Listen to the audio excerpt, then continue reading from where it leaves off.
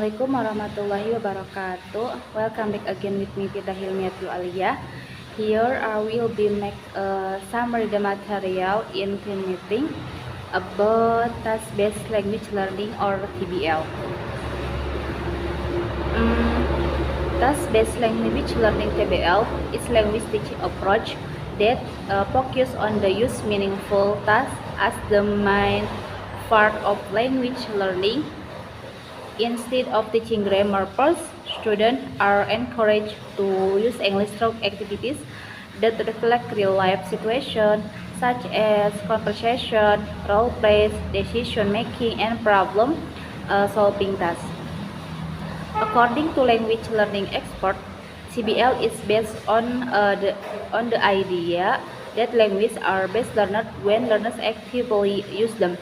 This method shifts learning from teacher and center instruction to student-centered learning, where students take a more active role in their learning process. In TBL, a task is an activity that requires students to understand, produce, and interact. In the target language, the focus of the task is meaning, not on memorizing rules. Students use English to express ideas, solve problems, and complete goals rather than only answer grammar questions. So, Alice explained that TBL has a structured framework consisting of three main stages. The first is pre-task. In this stage, the teacher introduces the topic and explain what students will do. The teacher might show example, give background knowledge, and prepare a student with useful vocabulary. This stage helps learner understand what is expected from the task. The second step is task-based. In this stage, a student work individually or in groups to complete the task. They communicate with each other and focus on conveying ideas clearly. The teacher asks a facilitator instead of a lecturer. Student practice real communication and improve fluency.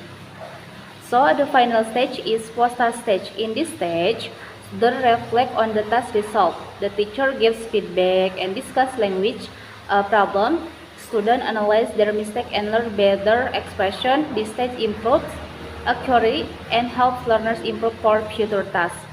So, in TBL2 has many advantages. It increases student motivation and confidence, improves communication skill, provides natural language input and output, and allows flexibility in class instruction. However, TBL also has some weakness. It may take a lot of classroom time. It is difficult to assessing using traditional tests. Some schools might lack research, and teachers need proper training to implement TBL effectively.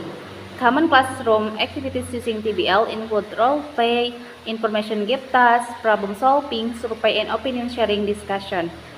So here I will be give the three important for that. The first is task-based learning, emphasize real-life tasks as the core of language teaching. The second is in TBL, communication and meaning are more important than grammar memorization. So the last is TBL use this stage. The first pre-task, the second task-based, the last is post-task to quiet learning. Okay, maybe until here. Thanks.